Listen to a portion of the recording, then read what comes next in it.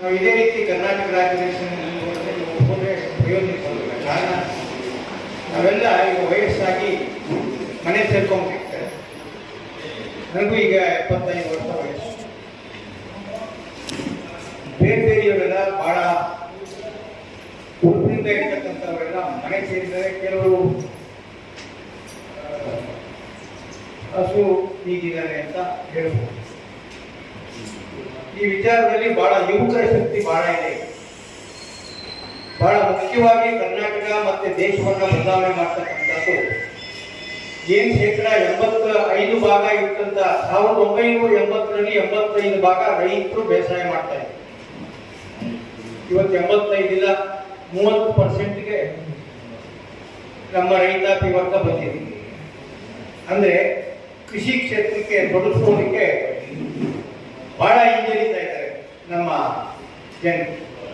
ಯಾಕೆಂದ್ರೆ ಇದರಲ್ಲಿ ಬಹಳ ನಷ್ಟ ಅನುಭವಿಸ್ತಾ ಇದ್ದೀವಿ ಅಂತಕ್ಕಂಥ ವಿಚಾರ. ತಾವು ಕೂಡ ಇದು ಬಹಳ ಬುದ್ಧಿವಂತರಿದ್ದೀರಾ. ನೀವು ಹಳ್ಳಿಗಾಡಿಂದ ಬಂದು ನಗರ ಸೇರಿದ್ದೀರಾ, ಬುದ್ಧಿವಂತರಿದ್ದೀರಾ. ಇಂಥವೆಲ್ಲ ಬಹಳ ಹೆಚ್ಚು ರೈತನಿಗೆ ಬಹಳ ಹೆಚ್ಚು ಒತ್ತು ಕೊಡಬೇಕು. ಇವತ್ತಿನ ಸಂದರ್ಭದಲ್ಲಿ ಕೃಷಿ ಕ್ಷೇತ್ರ ಸಂಪೂರ್ಣವಾಗಿ ಹಾಳಾಗಬೇಕು ಅಂದ್ರೆ ನಮ್ಗೆ ಯಾರು ಊಟಕ್ಕೆ ನಮ್ಗೆ ಯಾರಿಗೂ ತಾಪತ್ರೆ ಆ ಕಾರಣದಿಂದ ಉಳಿಸೋದಕ್ಕೆ ನಾವಿನ್ನು ಮುಂದೆ ಏನಾದರೂ ಒಂದು ಮಾಡ್ಬೇಕಲ್ಲಪ್ಪ ಅಂತಕ್ಕಂಥ ವಿಚಾರ ಇಟ್ಕೊಂಡಾಗ ಎಲ್ಲಿ ಕೆಡ್ತಾ ಇದೆ, ಯಾವ ರೀತಿ ಕೆಡ್ತಾ ಇದೆ, ಏನು ಮಾಡೋದು ಅಂತಕ್ಕಂಥ ವಿಚಾರಕ್ಕೆ ಬಂದಾಗ ನಮ್ಮಲ್ಲಿ ತಿಳುವಳಿಕೆ ಬಹಳ ಇಲ್ಲ. ಆ ತಿಳುವಳಿಕೆ ಕೊಡ್ತಕ್ಕಂಥ ಜನರು ಹೆಚ್ಚಾದಾಗ ಈ ಒಂದು ವ್ಯವಸ್ಥೆ ಮುಂದುವರಿಬಹುದು ಅಂತಕ್ಕಂಥ ವಿಚಾರಕ್ಕೆ. ಯಾಕೆಂದ್ರೆ ಇವೆಲ್ಲ ಸರ್ಕಾರಿ ಕೆಲಸದಲ್ಲಿ ಮಾಡ್ತಾ ಇರ್ತಕ್ಕಂಥವ್ರು ತಿಳುವಳಿಕೆಯನ್ನು ಕೂಡ ಕೊಡ್ತಾ ಇದ್ದಾರೆ. ಅದು ಆ ತಾಂತ್ರಿಕ ವರ್ಗಗಳಲ್ಲಿ ನಾವು ಉಪಯೋಗಿಸ್ಕೊಳಕ್ ಆಗ್ತಾ ಇದೆ. ಅದಕ್ಕೆ ನಾವು ಸ್ಟೂಡೆಂಟ್ಸ್ಗಳನ್ನ ಮುಖ್ಯವಾಗಿ ನಾವು ಸ್ಟೂಡೆಂಟ್ಸ್ಗಳು ರೈತರ ಮಕ್ಕಳವರೆಲ್ಲ ಎಲ್ಲ ಪಟ್ಟಣ ಪ್ರದೇಶದಲ್ಲಿ ಓದ್ತಾ ಇದ್ದಾರೆ. ನೀವು ಕೂಡ ರೈತರ ಮಕ್ಕಳು. ನಾವು ಅರಿವನ್ನ ಮೂಡಿಸ್ತಕ್ಕಂಥ ಕಾರ್ಯಕ್ರಮ ಆಗದೆ ಇದ್ರೆ ಮುಂದೆ ಏನು 85% ಇದ್ದದ್ದು ಈಗ 30% ಆಗಿದೆ. ಮುಂದೆ 0% ಬಂದಾಗ ನಮಗೆಲ್ಲ ಅನ್ನ ಇರೋದು. ಆ ಕಾರಣದಿಂದ ಇದಕ್ಕೆ ಏನಾದರೂ ಒಂದು ಸೊಲ್ಯೂಷನ್ ಕಂಡುಹಿಡಿಬೇಕು ಅಂತ ಹೇಳಿ ನಮ್ಮ ಯುವಕ ಯತೀಶ್